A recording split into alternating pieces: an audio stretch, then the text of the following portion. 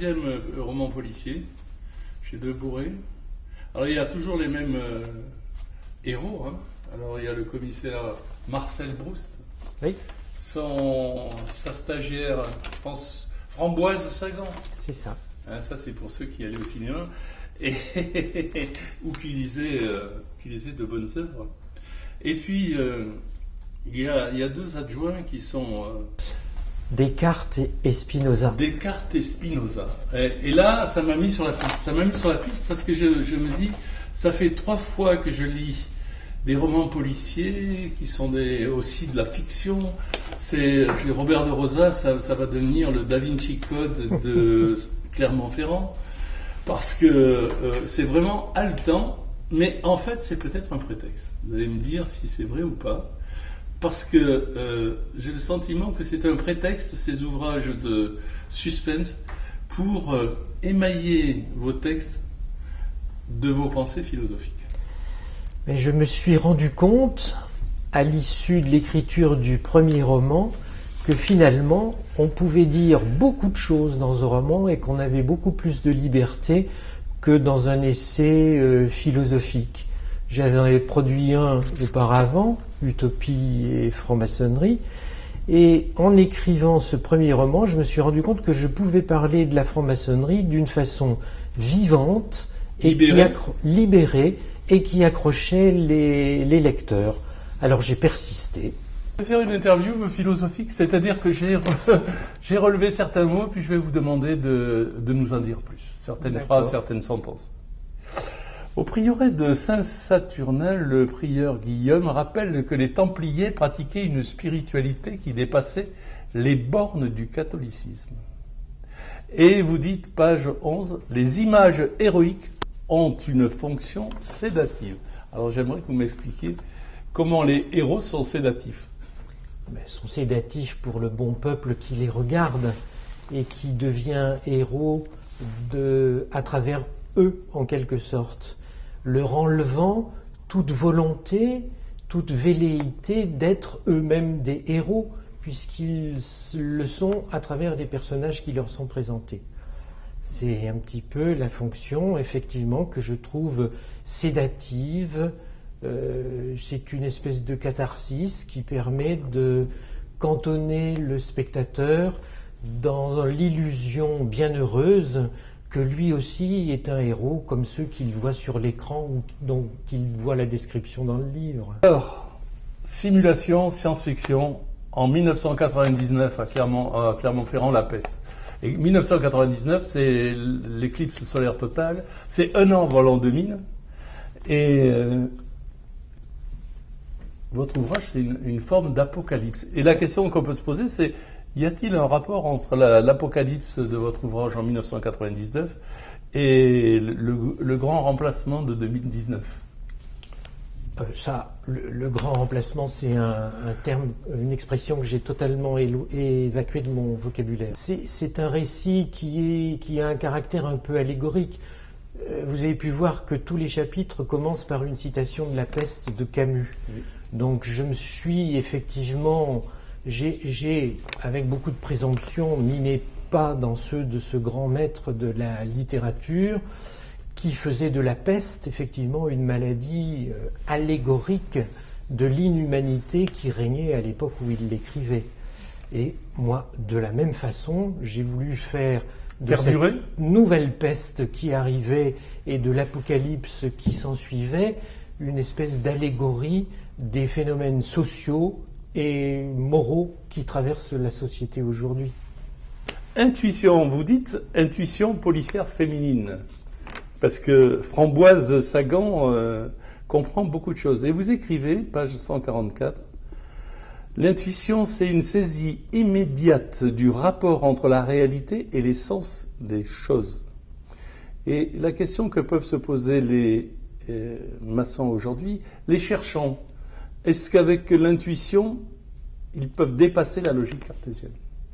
Et si oui, comment ? C'est même une fonction de l'intuition et de l'imagination aussi.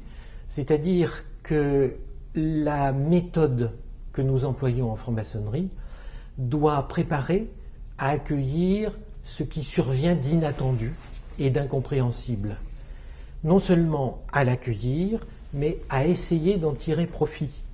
Voilà pourquoi, effectivement, l'intuition dépasse largement la logique. C'est à la fois un danger et un merveilleux outil.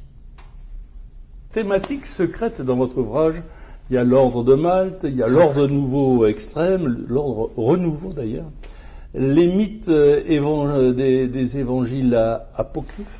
Oui. Donc il y a tout un périple culturel à revisiter. Et je lis page 162, le mythe est un outil de transformation de soi-même. Alors là, je voudrais que vous m'en disiez plus. Dans la mesure précisément où on le réactualise pour soi, soit par le biais de cérémonies ou de méthodes comme pratique la franc-maçonnerie, soit par le biais de la lecture ou de la création poétique ou artistique, effectivement, le mythe est un moyen de transformation de soi-même. J'ajoute d'élévation de soi-même, parce que le mythe peut avoir aussi une fonction négative, et le nazisme de la dernière guerre en est la preuve évidente. Page 122, vous écrivez « Il est vrai que l'égoïsme et le repli sur soi sont bien plus utiles à une société de consommation que l'attention portée aux autres. » Et ma question pourrait être, est-ce la consommation qui pousse au repli ou le repli qui se soigne par la consommation ? C'est indiscutablement la deuxième éventualité. C'est le repli qui pousse à la consommation. C'est effectivement la peur de l'autre, de l'étranger, la peur aussi des conditions de vie actuelles qui pousse à compenser, à combler cette angoisse par une accumulation de biens totalement inutiles d'ailleurs. Et c'est en cela que c'est intéressant, parce que comme cette accumulation ne satisfait pas, ne comble pas l'angoisse, elle continue. Et c'est du pain béni pour tous les marchands, puisque c'est une forme de consommation qui ne s'arrêtera jamais. Toujours dans ces propos philosophico-sociétaux, une autre peste contamine le monde, la finance, qui pousse à la consommation et entretient une avidité jamais satisfaite. Robert de Rosa, je vais vous poser la question indiscrète. Est-ce que ce n'est pas un message un peu gauchiste ? Alors, c'est dans le droit fil de la question précédente, oui. Effectivement. Oui. Gauchiste, est-ce que cet adjectif a encore un sens aujourd'hui ? Parce que si on regarde du côté de la gauche aujourd'hui, on s'aperçoit que le grand capital et la finance n'en sont pas les vrais ennemis, contrairement à ce que prétendait un président de la République. Je crois que c'est beaucoup plus radical que ça, au fond. Et c'est un mouvement de protestation et de refus qui apparaît ailleurs que dans les partis politiques institutionnels, qui sont aussi dépassés que par les grandes religions institutionnelles aujourd'hui. Je crois qu'il y a un renouveau à attendre du côté précisément de ce qu'on est en train de vivre en ce moment, de certaines révoltes au Maghreb, des révoltes des étudiants chinois, par exemple.